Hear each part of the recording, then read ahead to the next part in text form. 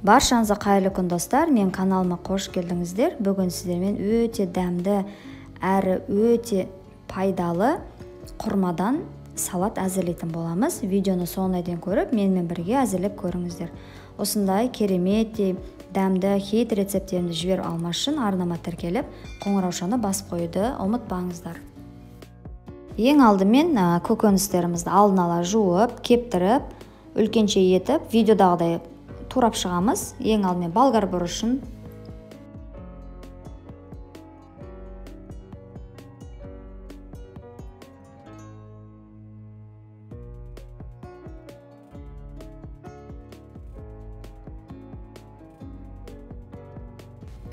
баклажанымызды ұзынша ет тураймыз.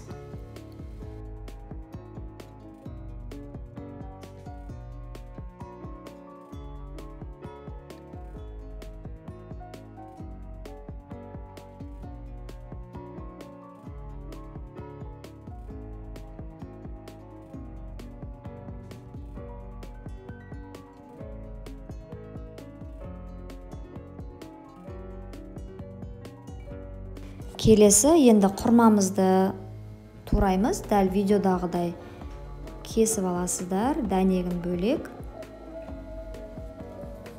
Біздің салатымыздың сәнін келтіретін және өте пайдалы салат ол осы құрма. Өте дәмді болып шығады. Міндетті түрде әзірлеп көріңіздер.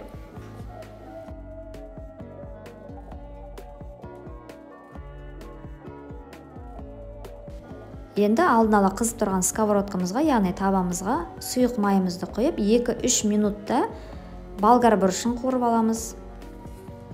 Сол ыдысқа кезек-кезекпен құрмамызды, баклажанымызды екі бетінен қуырып шығатын боламыз. Егер сіздерде гриль таба болатын болса, өте әдемі көрініс береді. Енді бөлек тарелкамызға алдын ала жуып кептірілген салат жапырағын және рукколаны осылай видеода да көрсеткенде турап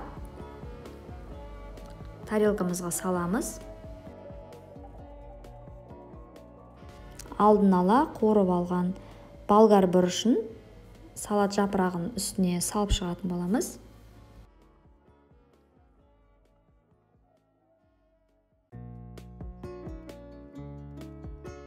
Алдын ала қуырып алған баклажанымызды видеодағыдай рулет сияқты етіп орап шығамыз. Салатымыздың арасына, жапырақтарымыздың арасына қойып шығамыз. Енді черри помидорын екіге бөліп қойып шығатын боламыз салатымыздың үстіне.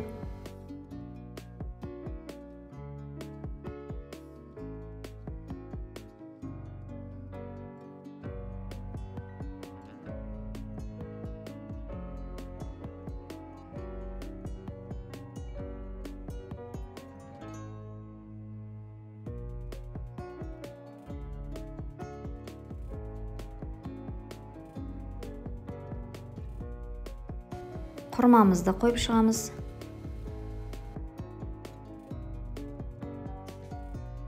Зәйтүн майын, яғни оливковое масломызды ең бетіне құйып шығамыз.